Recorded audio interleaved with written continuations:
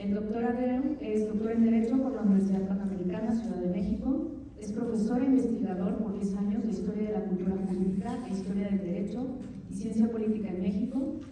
También actualmente es profesor en la Universidad Panamericana, es profesor invitado de la Facultad de Derecho y actualmente está impartiendo el Seminario de Geopolítica e Ideologías en la Escuela de Gobierno y Economía, que muchos de los presentes están participando. También es profesor e investigador en la Universidad de Extremadura de Derecho Romano y profesor de posgrado en México. Bienvenido, doctor Andreu. Y pues ahora sí nos da una perspectiva un poquito más geopolítica de toda esta nueva era. Muchas gracias. Bueno, lo primero, pues dar las gracias al doctor Guillermo Tenorio, a la Escuela de Gobierno, a todos los que han hecho posible realizar este evento, al Cónsul General de España, que también es buen amigo y ha aceptado la invitación. Yo por 10 años he estado aquí en la Universidad Panamericana y por lo tanto, pues de hecho, esta universidad yo la vi desde la primera piedra, ¿no? Lo que es la universidad de aquí de Bosque Real, del campus, porque mi esposa Lucía pues trabaja en el patronato, entonces pues tengo todavía pues una mayor vinculación, si cabe, ¿no? en este lugar. Bien, yo sí que me voy a encargar, ya que no le íbamos a hacer pasar un mal rato a nuestro querido cónsul, pero yo sí voy a entrar más en las cuestiones de geopolítica de actualidad, ¿no? Lo hemos titulado como el mundo en la era post-Trump, como una vuelta a los grandes imperios, y yo me voy a centrar en 4 grandes puntos, 4 escenarios en los que ahora mismo el mundo está orbitando, ¿no? Que es el fin de la guerra de Ucrania y la situación crítica en Europa, que es el primer punto. El segundo es el regreso a la doctrina Monroe en el continente americano, como segundo punto, desde el Ártico, ¿no? Y todo lo que va a venir en los próximos años por la batalla por el Ártico, y desde esa visión del mundo americano, del mundo de Estados Unidos, bajo Canadá, Groenlandia, hasta Panamá, contando con México, para enrocarse en el continente americano, y luego con esa internacional trumpista que llamaría Santiago Armesilla, lo que sería pues un Bukele, un Bolsonaro que ahora no esté, pero un Milei, etcétera, una serie de tentáculos, ¿no? De lo que es la geopolítica de Estados Unidos en América Latina. Un tercer punto que sería el Pivot to Asia, ¿no? Que es la Pivot to Asia, es como la visión geopolítica de la Rand Corporation desde el año 2009, ¿no? El centrarse gravitacionalmente en donde el mundo hoy es el centro del planeta, que es Asia-Pacífico, donde viven 4.000 millones de personas entre la India y Japón, 1.500 millones India, 1.500 millones China, Indonesia, Japón, etc. Hay 4.000 millones de personas ahí, y ese es el lugar donde interesa tener presencia a nivel económico. Y finalmente el cuarto punto, que es el Oriente Próximo, la cuestión de Irán-Israel, un cerco a Irán, y la cuestión todo de la ruta de la seda que pasa por Irán entre China y Rusia. Bueno, esos serían como los 4 escenarios, y con 4 políticas, 4 líneas, que es un primer elemento, que es poner distancia, o sea, según la geopolítica de Estados Unidos hoy, el poner distancia entre las grandes potencias, es decir, que no interferir en los patios traseros de las grandes potencias, no hacer una guerra, por ejemplo, un conflicto en Ucrania o en Taiwán, sino que cada potencia se encuentre en su área geopolítica a grandes distancias. América, Estados Unidos en el continente americano, Rusia en Asia y China en Asia-Pacífico, porque el problema es que cuando 2 grandes potencias se encuentran muy cerca es cuando friccionan, y desde este punto de vista, pues cada una conserva su espacio geopolítico con grandes distancias, que en este caso son 2 océanos de por medio. Ese es el primer punto, poner distancia de la protección, el proteccionismo y los aranceles, es decir, que una política de hard power, ¿no? O sea, igual que el soft power era una política económica, pero ahora más agravada, ¿no? Con la política de aranceles, sobre todo a los aliados, y luego ese interés sobre materias primas también, ¿no? Como Estados Unidos como intermediador, como el que negocia a nivel empresarial y el que surte las materias primas. Esto se ve claramente en cómo se va a desenvolver el final de la guerra de Ucrania, donde ya en Ucrania las tierras raras, ¿no? que se estará escuchando bastante, o todo lo que son el sistema de infraestructuras de Ucrania, pues va a pasar a manos de Estados Unidos después de que se firme este acuerdo de paz, ¿no? En donde Estados Unidos será el garante bajo su mandato pues va a dar esas materias a cambio de seguridad. Eso unido con un último punto que comentaré, que es la guerra contra esa visión globalista, la ideología woke y ese cambio de visión en la política exterior. Bueno, pues un poco este sería el panorama. Citando, por ejemplo, la fuente de Descifrando la Guerra, el objetivo aquí de Estados Unidos, hay 4 puntos importantes. Alejarse, como hemos dicho, de escenarios secundarios, ¿vale? A la vez también alejar a Rusia de China, porque Rusia y China ahora mismo, después de la guerra de Ucrania, había 2 visiones en la geopolítica de Estados Unidos. Por un lado, la visión de Kissinger, que dijo que en la Guerra Fría jamás debían unirse Rusia y China, y jamás el concepto de una sola China, que creía Kissinger con Taiwán, dijo que nunca había que separar Taiwán de China porque había guerra, y que Ucrania, eran 2 Ucranias, nunca hacerla una, porque habría esos 2 principios en Buenos Aires. Entonces, ahora volvemos a una visión, otra vez a la visión de Kissinger, pero en plano conservador. Otra sería la de Brzezinski, que es la que se ha seguido hasta este momento. Hay otra cuestión que es de un enfoque moralista, de un enfoque en el papel que se ha comprobado por USAID o Wikileaks, lo cual ha sido la geopolítica de los últimos 40 años, a un enfoque realista. Por eso la escuela, el Simon, el Walsh, del propio Jeffrey Sachs, ¿no? Todos esos teóricos en Estados Unidos, pues más ahora se ve un enfoque más realista que moralista de lo que es la geopolítica de Estados Unidos. Y en último lugar, un equilibrio de poder, ¿no? Ese rendimiento económico a cambio de seguridad. Entonces yo un poco aquí lo que diría es que esas narrativas que se han dado en los últimos años son narrativas que no son reales, ¿no? Es decir, que ese discurso de la democracia contra las autocracias que se han intentado dar en los medios, pues está un poco alejado de la realidad de cómo funciona la geopolítica, ¿no? O sea, que Estados Unidos no es que haya roto con Europa, como se está diciendo que ha roto con Europa, sino que está amenazando a Europa para intentar conseguir un mejor trato comercial con Europa. Es lo que un poco los compañeros de Descifrando la Guerra es lo que interpretan.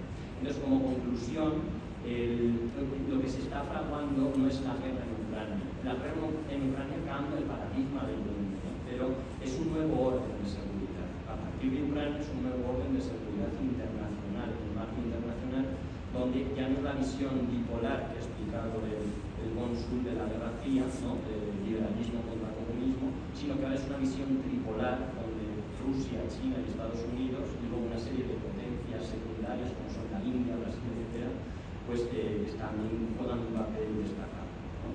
Pues bueno, eso es un poco lo que sería, ¿no? Ese cambio de paradigma al romper con la política exterior que había sido expansiva por parte de Estados Unidos bajo un orden liberal mundial global a una reafirmación imperial, que es por eso por lo que le hemos dado este título, hacia un fortalecimiento de espacios como bien un repliegue, un enrocamiento dentro del continente americano. ¿Y cuál es la finalidad que tiene Estados Unidos para llegar a esto? Pues la finalidad es ser el hegemón energético, el hegemón económico del mundo. Es decir, nosotros lo que hemos visto hasta este momento es que Estados Unidos ha seguido una visión en los últimos años, en las últimas décadas, una visión financiera, globalista, económica. Pero es una vuelta otra vez al sector secundario, por eso el lema de America First, ¿no? De crear una América para los americanos, pero basada en el mundo industrial, en el sector secundario, que realmente crea riqueza, no en la visión financiera, que en una crisis, en una pandemia se va todo al garete, ¿no? Entonces es ¿no? El ser el hegemón energético y ser el garante de las energías, el intermediario de la venta de materias primas, y eso pasa por controlar el Ártico, por controlar Europa y por controlar África. Bueno, ¿por qué esto representa un problema en el caso de China?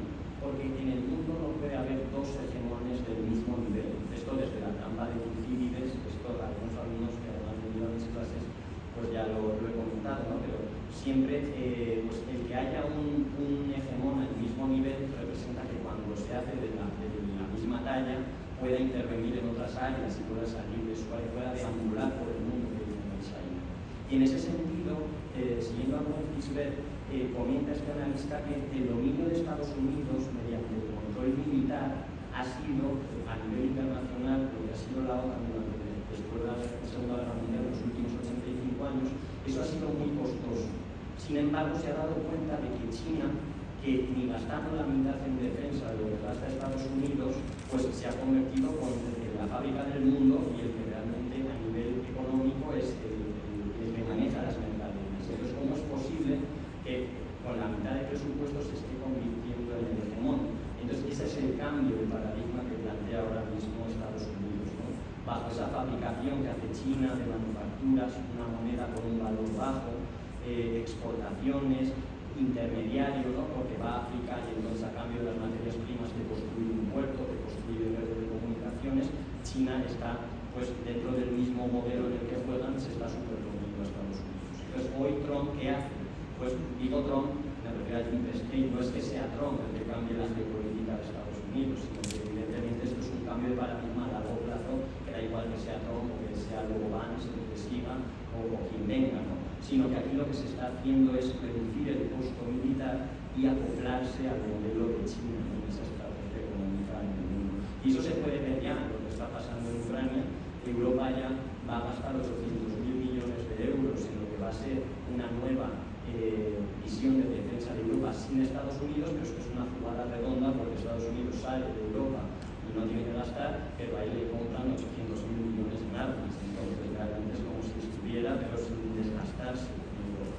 Además, la atracción de empresas que va a tener localizadas en Estados Unidos y además pues va a ser el garante de proveer de gas y de petróleo a Europa bajo el volver a reabrir los acuerdos de Nord Stream con Rusia y otra vez levantar las sanciones a Rusia. Entonces, por eso digo que esa es la visión que está planteando Donald Trump y todo lo que es la cúpula de Estados Unidos. Entrando en lo que sería a nivel teórico, porque también es importante entender esto, aquí hay una guerra entre esas dos visiones, la republicana y la demócrata, la visión jeffersoniana y hamiltoniana en Estados Unidos, que esto Florentino Portero creo que es el que mejor lo ha comentado. Mientras los demócratas son globalistas y expansionistas, los republicanos se enrogan, son nacionalistas, ¿no? Esto es, se basan en la Biblia, en una parábola del Antiguo Testamento de la ciudad en la colina, y en ese sentido la visión globalista expansiva de los demócratas ahora se ve frenada por la visión nacionalista de los republicanos en Estados Unidos, ¿no? Como decía, una vuelta al sector secundario, y es también una internacional con Bukele, con Bolsonaro, Milei, Orbán, en el caso de Europa, Meloni, Vox, que son pues similares a la geopolítica que plantea Estados Unidos en América y Europa. Pasando ya a Ucrania, muy rápidamente, pues esa pretensión que decíamos, hay tres claves. En el discurso de Trump el otro día con la llamada con Putin, tras 3 años, por un lado, escuchamos que Trump dijo que Rusia está dentro del lado de Estados Unidos, es decir, estaban del mismo bando en la Segunda Guerra Mundial. Es otra vez volver a crear lazos, tender puentes con Rusia, ¿no? Entonces, esa responsabilidad de la guerra de Ucrania, que los que la hemos seguido de manera muy profunda, es una guerra que tiene muchos matices, que no es de blanco y negro, no es de buenos y malos, que es muy compleja explicar la guerra de Ucrania. Estados Unidos, pues ahora mismo, consciente de ello, pues en ese sentido le da la razón a Rusia.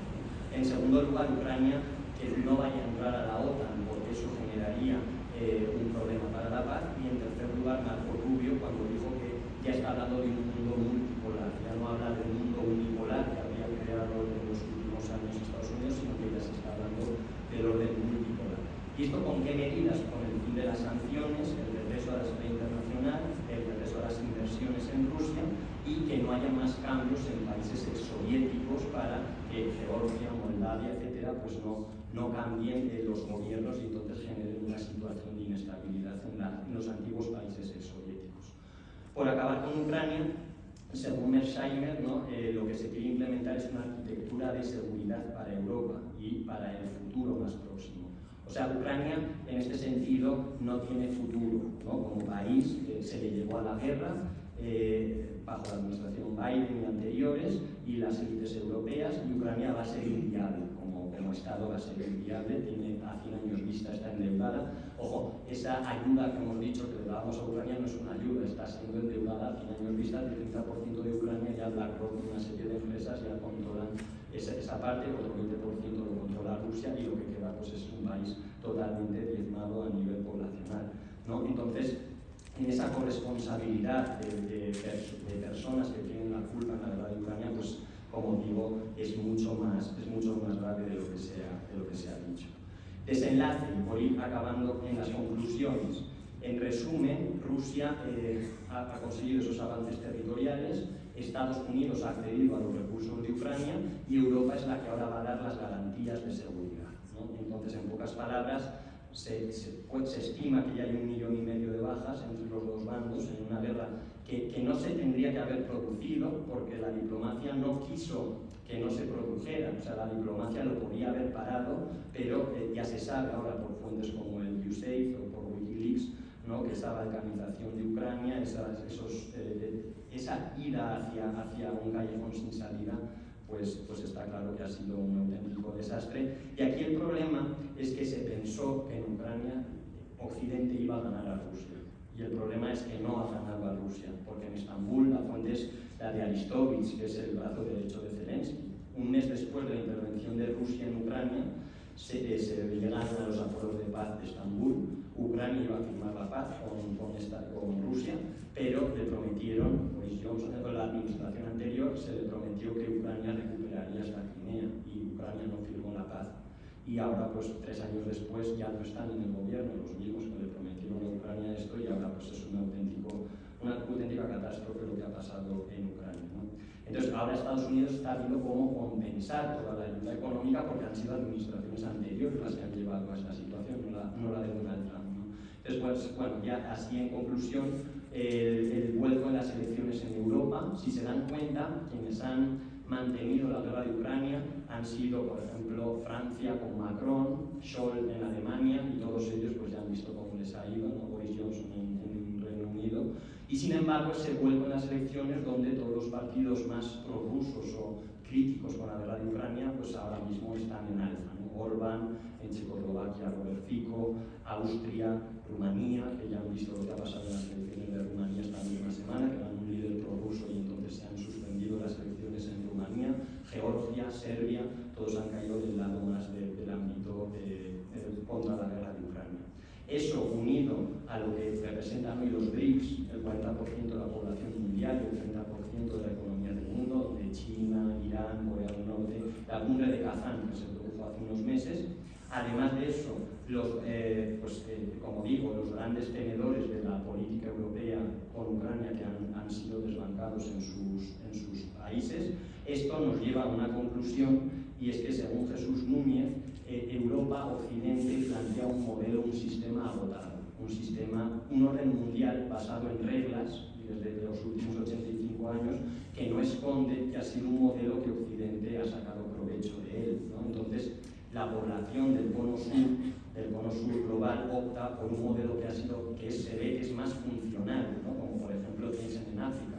África, 65 años de gobiernos, por ejemplo Francia, que está en África, ¿no? Claro, se dan cuenta los africanos que con el apoyo de Rusia o de China en África, ellos no han salido adelante casi en un siglo y entonces ahora mismo pues, no se meten en la política interior Rusia y China y sin embargo les proveen de armamento, de recursos económicos para que salgan adelante. Entonces eso es un modelo que supera el del sur global, teniendo la experiencia del modelo liberal, pues supera por mucho a lo que ellos han sufrido en estos. Entonces ese colapso político de que Europa asuma el costo, asuma el endeudamiento fuera del drama y las sanciones boomerang económicas que Occidente ahora mismo está recibiendo.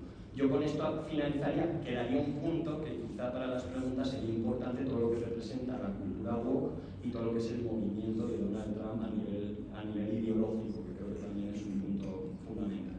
Muchas gracias.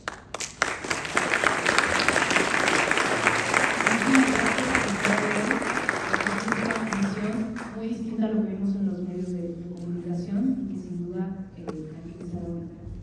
Espero que en el momento de preguntas, no sé si se me va a abrirlo, si alguien tiene alguna duda.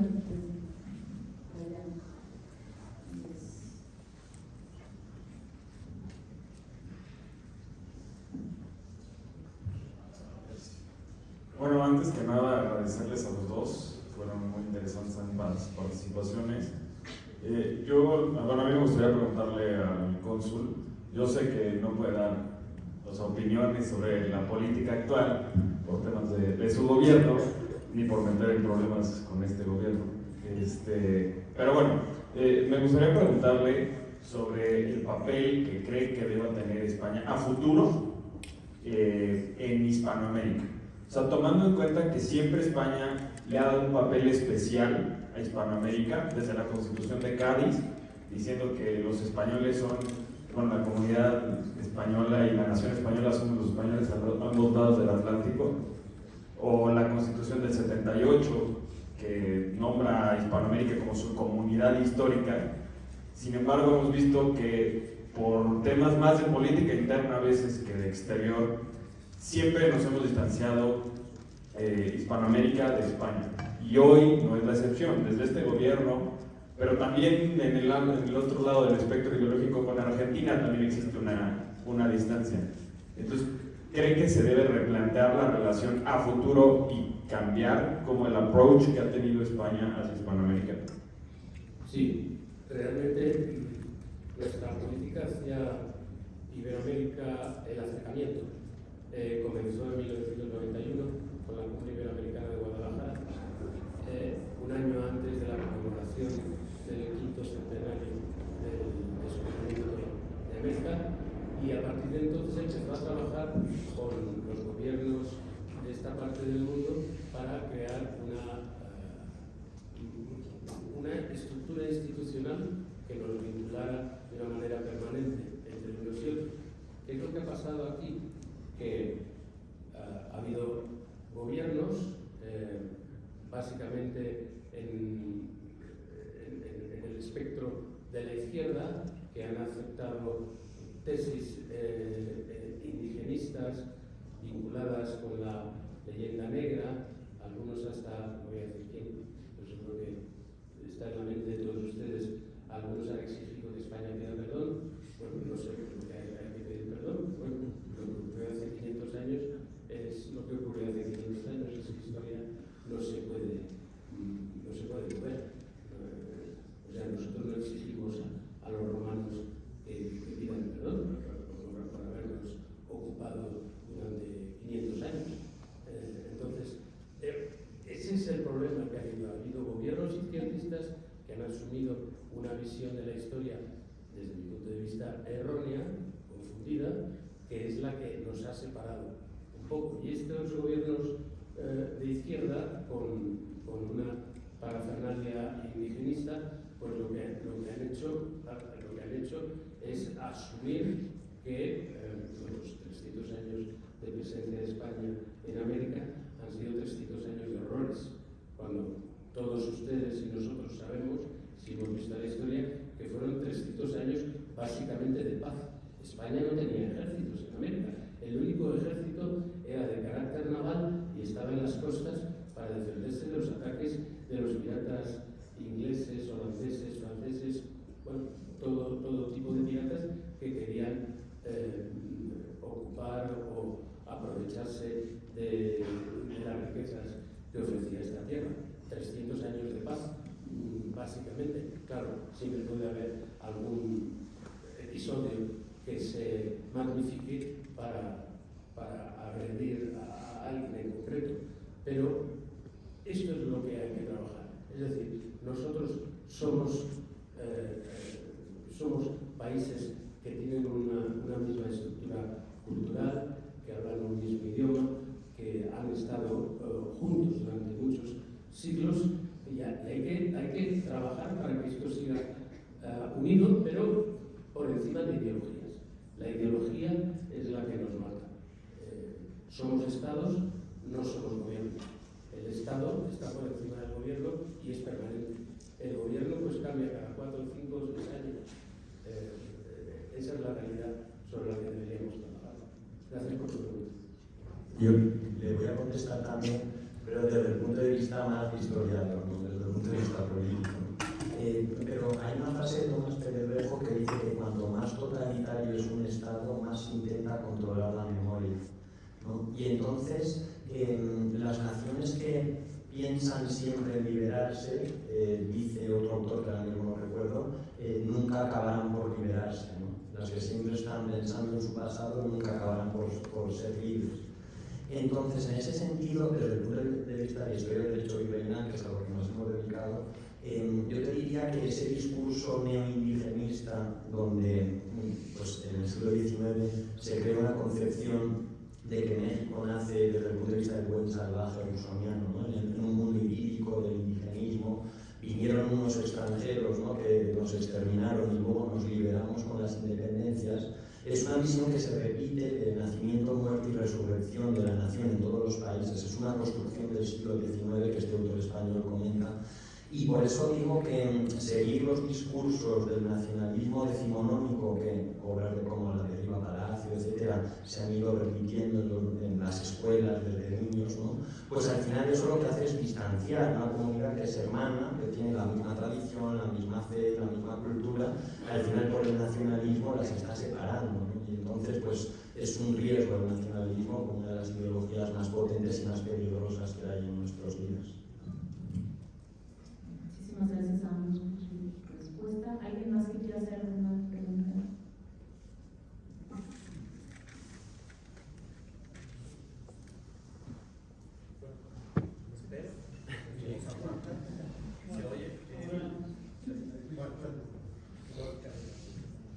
Hola, muchas gracias.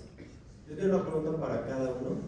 Embajador, parece muy interesante su experiencia en Angola. No sé si podría profundizar más, porque hasta donde entiendo, Angola vivió un doble proceso de descolonización. Por un lado, la salida del imperio, ¿no? De los imperialistas hacia una África independiente, pero también la salida de Cuba, ¿no? Que también era un movimiento, no se le suele llamar que los comunistas invaden el imperialismo, pero lo fue. Entonces, como una nación, en el contexto, además, por lo que pasa en Sudáfrica en esos momentos, pudo pasar por ese doble proceso de descolonización. Y quizás lo más interesante es qué quedó, ¿no? Saliendo esos dos bloques de influencia, ¿qué queda en Angola? Y eso. Y luego con el profesor Abreu, con el cual tengo el gusto y también el gusto de estar casi siempre en desacuerdo, ¿no? No es lo esencial estamos muy de acuerdo. Pero me parece que la guerra con Ucrania sí es una guerra moral. Me parece que es quizás la guerra más moral desde la Segunda Guerra Mundial. O sea, porque no es casualidad que las invasiones rusas se dan en naciones que quieren salir de su zona de influencia. Casi siempre después de un proceso cuestionable pero democrático. Y no es casualidad que se invada Ucrania o Georgia y no Polonia, ¿no? En la medida que Polonia es parte de la OTAN. Parece que lo que hemos visto es la relevancia de la OTAN. Hemos visto, yo creo que al revés, que Ucrania se ha vuelto una nación. Esta guerra puede servir, creo que ha servido como proceso de nacionalismo, ¿no? De reivindicarnos como ucranianos frente a un enemigo externo. Y quizás lo que ha mostrado es la debilidad de Rusia. O sea, hasta se bromeaba, ¿no? Rusia pasó de ser el segundo ejército más poderoso a ser el segundo ejército más poderoso en Ucrania. Yo veo las fuerzas de Macron y digo, si no fueran por las armas nucleares, ahora sí pueden cumplir el sueño de Napoleón de tomar Moscú. Entendiendo la debilidad europea, me parece que lo que hemos visto es una debilidad rusa, económica, militar, y su única fuerza, desafortunadamente, afortunadamente, hay que ponderar, son las armas nucleares. Es más, me atrevería a decir que el gran beneficiario de todo esto ha sido China, que una vez dicho, ahora yo soy el otro potencia hegemónica frente a Estados Unidos.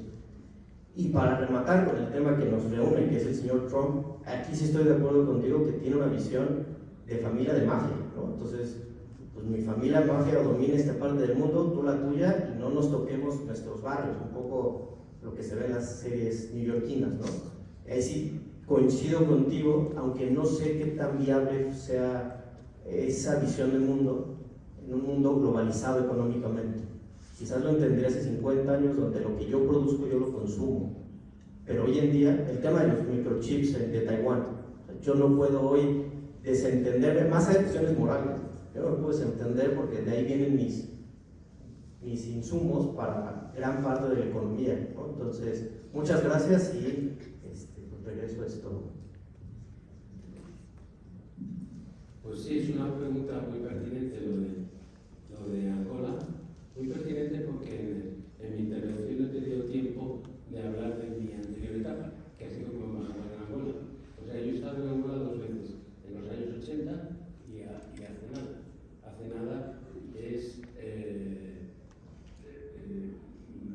17, 18 años después de la paz. Porque efectivamente esa figura que usted ha mencionado, de que ha sufrido 2 procesos de liberación, es efectivamente así. Angola se liberó en 1975 del Imperio Portugués. Angola era una colonia portuguesa, y en 1990 de Cuba, que efectivamente yo, como los veía actuar allá los cubanos, eran los que votaban. No había un poder nacional.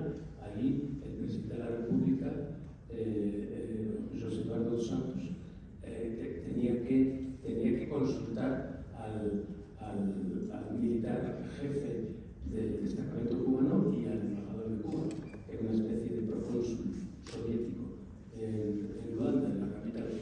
2 procesos de descolonización que han resultado en un país completamente arrasado en 2002, cuando nace la paz. Nace la paz cuando un comando del MPLA, del gobierno nacional, identifica la situación donde se encuentra Jonas Savimbi, que era el líder de la UNITA, en el interior de una selva, y ahí le mandan 2 misiles y acaban con él y con todo su equipo.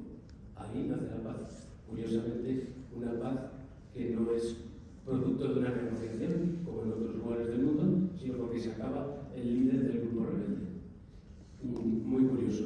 Y aquella Angola empezó a desarrollarse, y la que yo he conocido a mi llegada en 2017 era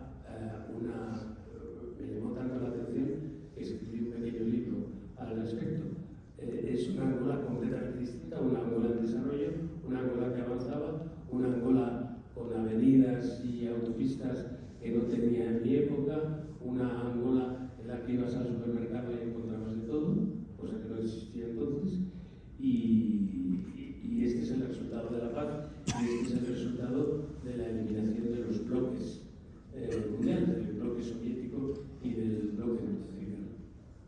Así que una experiencia muy positiva para mí, porque yo le agarré cariño a aquella Angola y todavía más a la nueva, que evolucionaba hacia un mundo más humano. Muchas gracias por la pregunta. Sí, sobre Ucrania. A ver, esta es una historia muy compleja que el otro día dedicamos 1 hora y media en la primera clase del seminario a hablar de Ucrania. Coincido con lo que comentas de que ha habido un nacionalismo que se ha enfrentado en Ucrania. Yo lo considero desde un punto de vista negativo, no positivo como lo planteas, pero sí que hay que entender que las relaciones internacionales hoy no se rigen por la ética nicómaco, ¿no? Sino que se rigen por la fuerza y se rigen por la razón de Estado, desde el punto de vista de la teoría política. Entonces, claro, aquí en la visión del nacionalismo Ucrania, durante 2 generaciones es cierto que se ha ido consolidando un nacionalismo. Lo que pasa es que hay que entender que Ucrania son 2 Ucranias, no es un país como México o como España, sino que hay una parte del este que ha sido Rusia durante 300 años, como es el caso de Odessa, fundada por Catalina la Grande, de Kharkov, de Melitopol en Crimea, etc. Y otra parte occidental que ha sido parte del Imperio Austrohúngaro, ha sido parte de la Confederación Lituano-Polaca y ha sido parte de otras regiones, ¿no? Entonces, claro, Rusia invadió Ucrania, pero también hay que entender y hay que entrar en la cuestión, ¿no?, que por derecho internacional el derecho fue violado antes que la invasión de Ucrania en 2022. Es decir, que Rusia invadió, pero a la vez Ucrania también fue, anteriormente, el derecho fue violado en Ucrania. Entonces es una complejidad muy fuerte. Pero desde el punto de vista de las relaciones de poder en el derecho internacional, y eso el cónsul sabe más que yo, claro, Estados Unidos, cuando China fue a la isla Salomón a poner una base militar, o en el caso de Cuba, en la crisis de los misiles, cuando en Cuba se apuntaba hacia Estados Unidos, claro, Kennedy iba a una guerra nuclear contra la Unión Soviética porque en la frontera no podía tener una potencia que dictara cómo se iba a tener que desarrollar esa región, ¿no? Y entonces en ese sentido lo que choca es que Blinken, el 16 de diciembre de 2021, cuando Putin presenta el último memorándum con los puntos de decir a ver, hablemos, no queremos llegar a esto, pero si no hay más remedio vamos a ir porque no nos va a quedar de otra.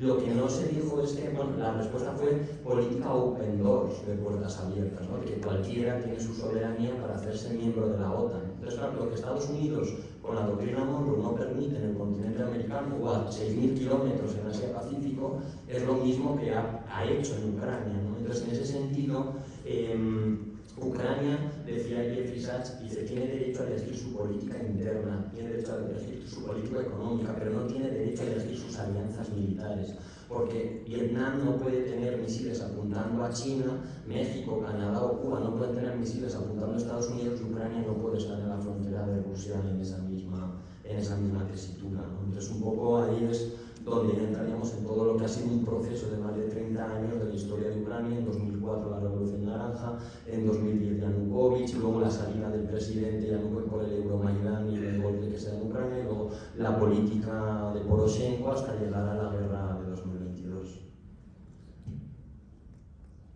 Muchas gracias. ¿Hay otra pregunta aquí? Adelante. Vamos a tener que... Es que tengo el micrófono, me disculpa, pero no sé si cambiarlo de mano. Pero bueno, perdón, ojalá ya las cosas para preguntas, pero justo me adelanté para hacerles una. Como estudiante de gobierno, algo que pues, me interesa mucho es pues, hablar justamente de la historia, ¿no? Y dado que ambos hablaron de que son historiadores, y remitiéndome justamente al nombre de esta plática que es la era de Trump, parece que estamos pasando como por un proceso histórico, ¿no? Se está gestando una era que más adelante, en unos 25 o 50 años, estaremos hablando de la era de Trump o la era de la guerra comercial entre Estados Unidos y China y cosas por el estilo, ¿no? Entonces, mi pregunta va enfocada en cómo la época actual está formando como una especie de discurso hegemónico, por así decirlo, un discurso hegemónico en el sentido de, pues parece que lo que estamos recurriendo, o al menos lo que las naciones están recurriendo ahorita es al nacionalismo, ¿no? Nacionalismo fuerte en Argentina, en El Salvador, en Estados Unidos, en China, en Rusia, ¿no? Parece que ya está esta perspectiva nacionalista que se está plantando básicamente en los últimos 20 años, cuando a finales de la Segunda Guerra Mundial, pues la perspectiva era un poco más global, era un poco más de crear alianzas globales, se funda la ONU, se crean tratados de libre comercio entre varios países, se crean uniones como la Unión Europea entre países, y actualmente pues el discurso parece haber cambiado a centrarse dentro de los países. La pregunta es, para no dar más preámbulo, es, dentro de 50 años, ¿cuál va a ser el discurso hegemónico que va a prevalecer? ¿El de nacionalismos o el de cooperación internacional? Y cómo, enfocándonos a Trump, una figura tan central y con tanto poder y con tanta importancia, se está asegurando de que ese sea el discurso que se plantee en un futuro. Muchas gracias. Realmente es complicado decir lo que va a ocurrir de aquí a 50 años, teniendo en cuenta cómo se está moviendo la actualidad internacional a la velocidad que lo hace hoy en día. Pero sí que a mí me parece que estamos asistiendo, por un lado, a un repliegue de Estados Unidos en el mundo, y la prueba es que el presidente Trump les ha dicho a los europeos: se acabó que seamos nosotros su paraguas protector, a partir de ahora se tienen ustedes que rearmar para ustedes defenderse de las amenazas que tengan. Y nosotros nos vamos. Y lo mismo está ocurriendo con Rusia, que está diciendo: este es nuestra zona de influencia y nosotros no vamos a ir más allá, pero respétennos nuestra zona de influencia, porque es donde nosotros alcanzamos el nivel de seguridad que queremos. Por otra parte, China está haciendo lo mismo. China no es una potencia global, aunque sea una potencia económica, y tampoco se le ve ninguna ínfulas de querer expandir su potencia militar por el mundo.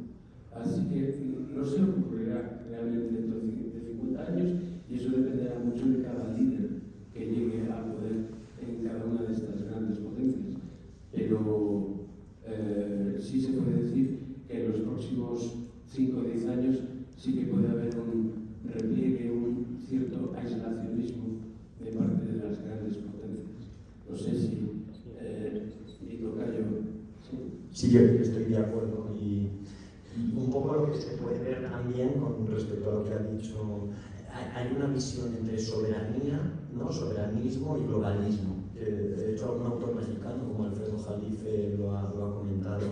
Y es una visión que desde el coronavirus se ha visto una vuelta otra vez hacia el soberanismo, ¿no? Un freno al globalismo, acompañado también por esa visión de cambio ahora de Estados Unidos hacia enrocarse, porque ahora Estados Unidos su referencia no es Europa, sino algún país de Europa que sea aliado de Estados Unidos. Es una visión ya particular con Italia, con Meloni, con Orbán, pero no con la Unión Europea a nivel general, ¿no? Entonces, yo creo que es una guerra entre soberanismo y globalismo que se está decantando otra vez por una vuelta a la soberanía nacional en contra del globalismo. Pues muchas gracias, muy interesante. Un poco en la línea de la intervención anterior, hablaban de Ronald Reagan y recientemente ha circulado un discurso que da con respecto a subir los aranceles y el tema de que pues al final de cuentas todo el mundo pierde subiendo los aranceles. Y el tema, además de político, es un tema económico. Y el tema cómo ha florecido el mundo en la época de la cooperación y cómo nos podemos enfrentar. Ya pues, hay algunos indicadores nacionales e internacionales de cómo va a sufrir en particular México con este tema de los aranceles, y que es una guerra que no termina, que realmente al final de cuentas perjudica a todos. Y bueno, la pregunta aquí es: ¿cómo consideran ustedes que deberíamos enfrentar, no nada más desde el gobierno, sino desde los muchos ámbitos en el país y a lo mejor en la zona, esta amenaza constante de aranceles? Pues efectivamente yo he visto ese video del presidente Reagan atacando una política arancelaria que va o que enfrenta directamente la liberalización del comercio internacional, que es a lo que hemos asistido desde finales del siglo pasado hasta ahora. Yo lo que creo es que el presidente Trump lo que busca es que Estados Unidos vuelva a ser una nación productora y exportadora. Pero claro, lo que no tiene en cuenta ese gobierno es que los costos de producción en Estados Unidos, dado el nivel de vida y el nivel de precios que hay ahí, no se pueden comparar con el nivel de producción que tiene, pues no sé, Corea del Sur o Vietnam. Los productos que se producen en esos países pues son infinitamente más baratos y entran al mercado norteamericano arrasando contra el productor nacional.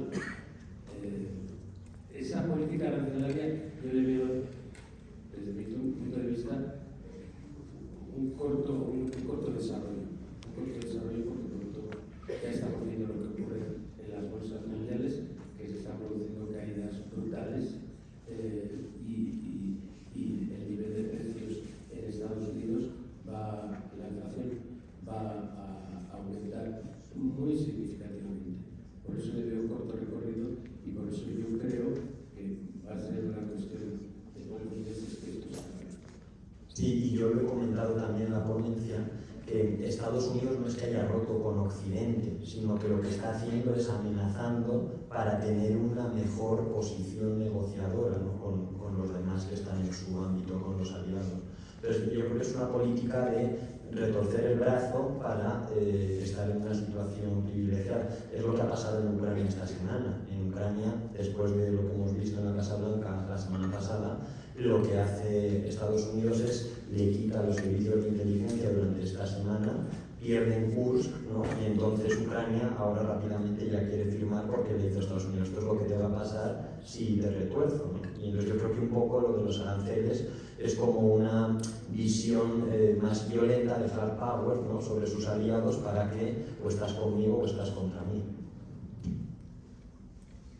Bueno, sabemos que hay muchísimo interés en este tema y muchísimas preguntas, pero podemos ver algunos que hacen en el auditorio de las clases, pero queremos agradecerles a los dos.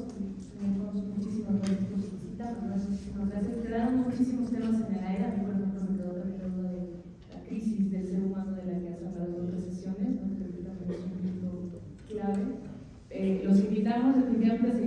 conectados en el seminario. Si alguien quiere seguir profundizando en esos temas, todavía quedan 2 sesiones, me parece, 3 sesiones del seminario de geopolítica e ideologías con Manuel, seguramente se avanzan en esos temas.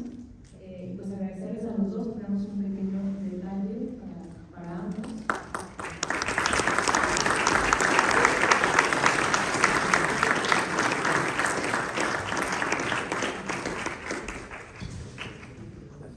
Y agradecemos la participación de todos